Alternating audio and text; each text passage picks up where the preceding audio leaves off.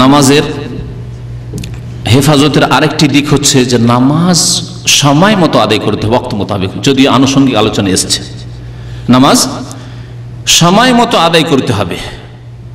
হ্যাঁ, 4 নম্বর এটি, ওয়াক্তে আদায় করতে হবে। ওয়াক্তের আগেও নয়, পরে নয়। মক্কাতুল মুকাররমায় নামাজ ফরজ হলো, তাই না? নবী করিম সাল্লাল্লাহু আলাইহি ওয়াসাল্লাম মেরাজ থেকে ফিরে আসলেন, নামাজ ফরজ। মুয়াত্তা মালিকে হাদিস রয়েছে, মুয়াত্তা মালিকে হাদিস রয়েছে। নবী করিম সাল্লাল্লাহু আলাইহি ওয়াসাল্লাম বলেন, আম্মানি জিবরিল আলাইহিস সালাতু ওয়াস সালাম ইনদাল বাইতি ইয়াউমাইন। আমার ইমামতি করেছেন জিবরাইল আলাইহিস সালাম বাইতুল্লাহর নিকটে 2 দিন ধরে। 2 দিন ধরে নবী করিম সাল্লাল্লাহু আলাইহি ওয়াসাল্লাম মুক্তাদি, আর ইমামকে জিবরাইল আলাইহিস সালাম ফেরেশতা।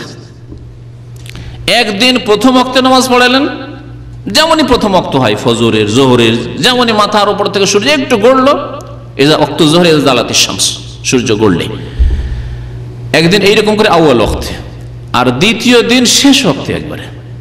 এইভাবে 2 দিন নামাজ পড়ালেন। পড়িয়ে দেওয়ার পরে বললেন, ইয়া মুহাম্মদ সাল্লাল্লাহু আলাইহি ওয়াসাল্লাম, আল ওয়াক্তু মা বাইনা হাযাইনা।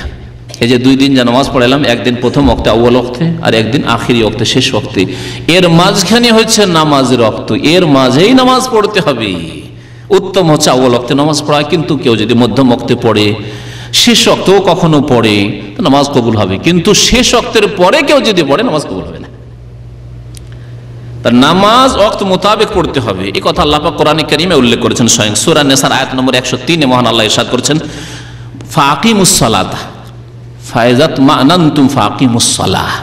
যুদ্ধের অবস্থা উল্লেখ করতে গিয়ে, জিহাদের অবস্থা উল্লেখ করতে গিয়ে আল্লাহ বলছেন, যখন তোমরা শান্ত হয়ে থাকবে, মানে এখন যুদ্ধের অবস্থানে, যুদ্ধের অবস্থা থাকলে তখন নামাজের যুদ্ধের বিশেষ তরিকা যেখানে বয়ান করা হয়েছে। তারপরে আল্লাহ পাক বলছেন, ফাকিমুস সালাতা, সুতরাং নামাজ কায়েম করবে।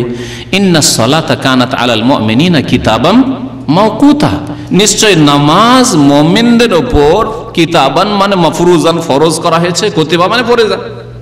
আল্লাহ যেন রোজা সম্পর্কে কি বলছেন? কুতিবা আলাইকুমুস সিয়াম।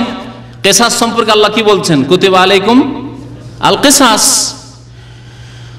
তো আল্লাহ পাক বলছেন, ইন্নাস সালাতা কানাত আলাল মুমিনিন, নিশ্চয় নামাজ সালাত মুমিনদের উপর কিতাবান ফরজ করা হয়েছে। মাওকুতা, ওয়াক্ত মোতাবেক। মাওকুত ওয়াক্ত থেকে ইসম মাফউল সেগা মাফউলুন, কিতাবান মাওকুতা মানে মাফরুজান আলা ওয়াক্তিহা, সময় মতো ফরজ করা হয়েছে। জোহরের নির্দিষ্ট সময় আছে, সেই নামাজে পড়তে, সেই সময় পড়তে হবে নামাজ। আসরের নির্দিষ্ট সময় আছে, আসরের নামাজ পড়বেন। মাগরিবের 1 ঘন্টা আধা ঘন্টা আগে, এত বিলম্ব করে না।